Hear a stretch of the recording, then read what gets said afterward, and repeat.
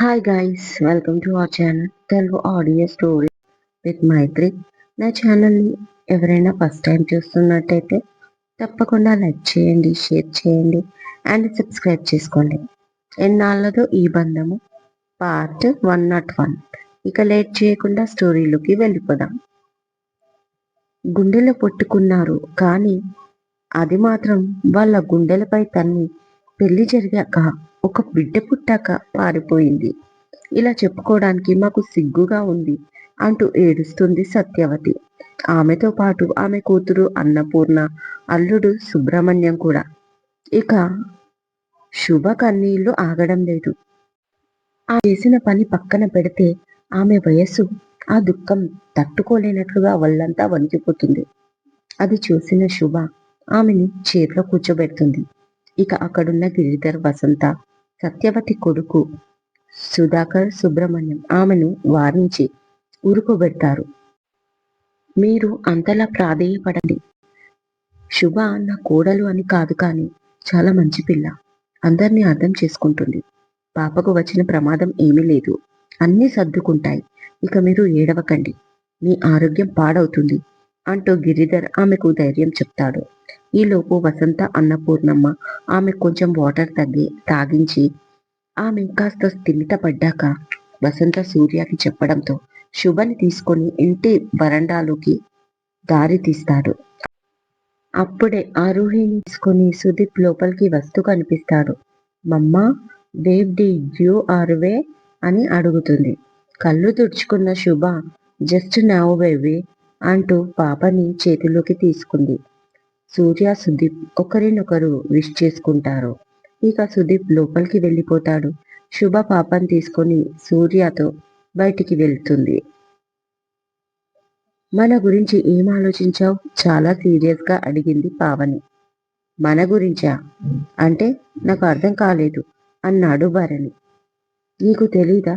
కావాలని నటిస్తున్నావా? నాకు అర్థం కావడం లేదు.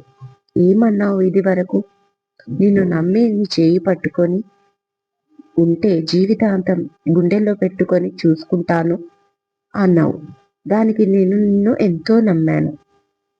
నీకు మ్యారేజ్ అయ్యింది కదా అంటే మరి నీకోసం నేను వెంటనే డివోర్స్ తీసుకుంటాను అని. ఆ పెళ్ళంతో నాకు సంతోషం లేదు. నువ్వే నా సంతోషం అన్నావు. నేను లేందే బతకలేను అన్నావు. నేనే నీ సర్వస్వం అన్నావు. ఒక టైంలో నేను లేకపోతే చచ్చిపోతాను అని కూడా అన్నావు. అవన్నీ నేను చెయ్యమనడం లేదు. జస్ట్ మొదటి మాత్రమే చెయ్యమంటున్నాను. నువ్వు విడాకులు తీసుకో. ఆ విడాకులు అయ్యాక మన బంధానికి ఒక విలువ ఉంటుంది అంటుంది పావని. ఇప్పుడు మన బంధానికి విలువ లేదని ఎవరన్నారు అని అడిగాడు భరణి. దాంతో పావని ఆ రోజు షాపింగ్కి వెళ్ళినప్పుడు డ్రైవర్ అన్న మాట తను చెప్పలేకపోయింది. ఇక కుళ్ళి కుళ్ళి ఏడుస్తూ లేదనిపిస్తుంది మన బంధానికి విలువ అంటుంది పావని. అలా ఎందుకు అనుకుంటున్నావు బేబీ? మన బంధంలో నువ్వు హ్యాపీగా లేవా? నీకేం తక్కువ చేశాను? ఓకే, తాగినప్పుడు నేను కొంచెం కంట్రోల్ తప్పుతాను. గతంలో నా జీవితంలో ఎన్నో ఆటలు పోట్లకు గురయ్యాను. నీకు తెలుసు కదా, నా మాజీ లవర్ మా నాన్న పెళ్లికి ఒప్పుకోకపోవడంతో ఉరి వేసుకొని చనిపోయింది. ఆమె చనిపోయిన విషయం తెలియనివ్వకుండా చేసి బలవంతంగా మా అమ్మ నాన్న నాకు ఈ రాక్షసితో పెళ్లి చేశారు. అది ఒక గయ్యాలి. దాంతో పడలేక తాగుడికి బానిసయ్యాను. దాంతో నేను అప్పుడప్పుడు కంట్రోల్ తప్పుతాను. కానీ నా సంతోషం మాత్రం నీతోనే ఉంది. ఇంకా మన బంధానికి విలువ లేదంటున్నావు అన్నాడు భరణి. అదంతా కరెక్టే భరణి, కానీ నువ్వు నేను విలువ ఇచ్చుకుంటే కాదు, సొసైటీలో కూడా నాకు ఒక విలువ కావాలి. అది భార్యలాగా నాకు నీ వైఫ్లా ఉండాలని ఉంది, కీప్లా కాదు అనగానే వాట్, ఏం మాట్లాడుతున్నావు నువ్వు? నాకు కీపా? ఈ పిచ్చి మాట ఎవరన్నారు అని కోపంగా పైకి లేచాడు భరణి. ఎవరో కాదు, మీ దగ్గర పనిచేసే డ్రైవర్ అన్నాడు అనగానే ఏంటి వాడంత మాట అన్నాడా? ఇప్పుడే వాడిని పనిలోంచి తీసేస్తా, వాడి పని చెప్తా అంటూ వెళ్ళబోయాడు భరణి. నూనో భరణి అంటూ అతన్ని ఆపి, అతను అన్నాడని కాదు, అతను ముఖం మీద అన్నాడు కాబట్టి నాకు తెలిసింది.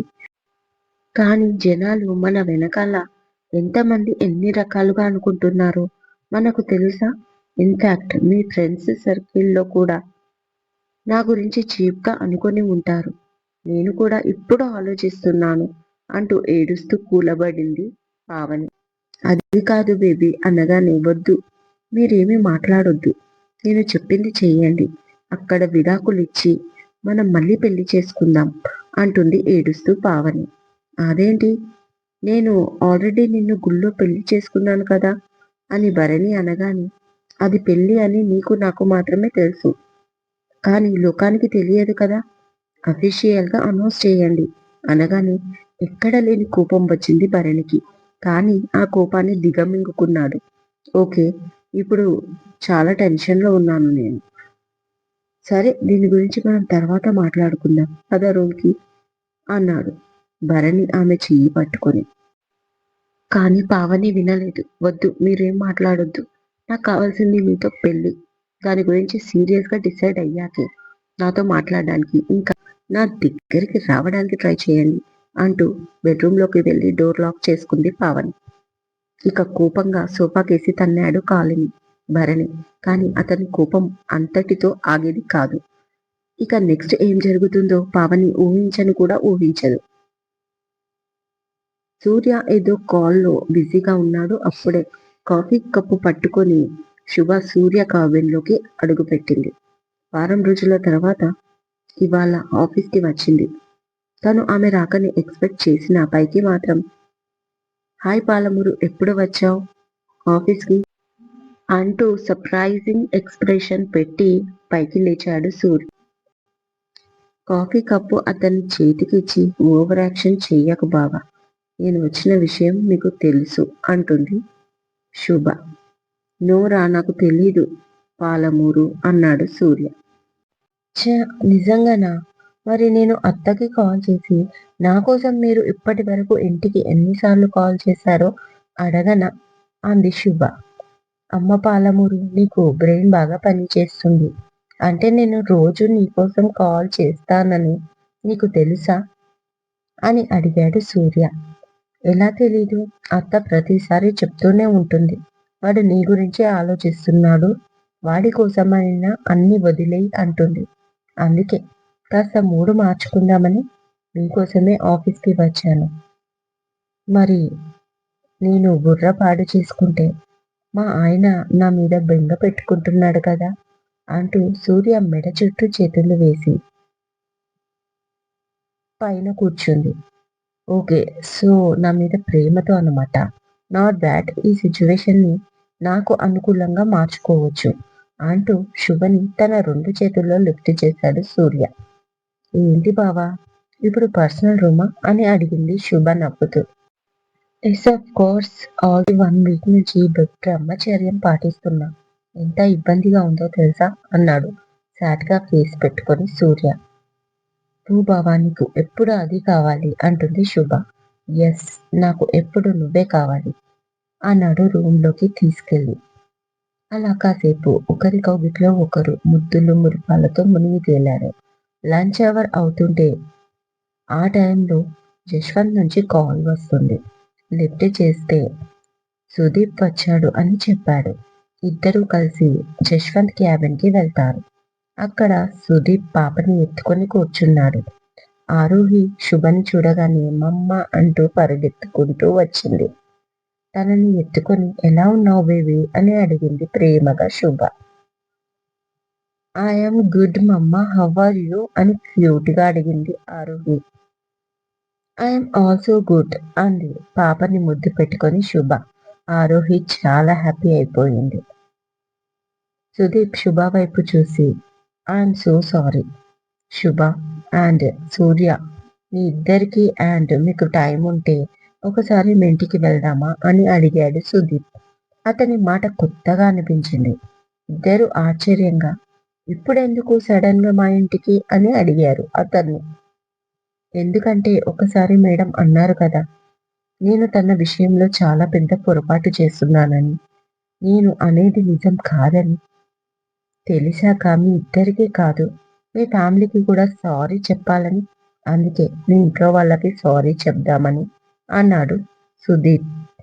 దానికి శుభ, సూర్య అని కాదు, పక్కనున్న జశ్వంత్ కూడా నవ్వేశాడు. మా లేడీ రౌడీ కోపం వస్తే అంతే మరి అన్నాడు జశ్వంత్. జశ్వంత్ అంటుంది శుభ అతన్ని కోపంగా చూస్తూ. ఏదో జరిగిపోయింది, వదిలేయండి.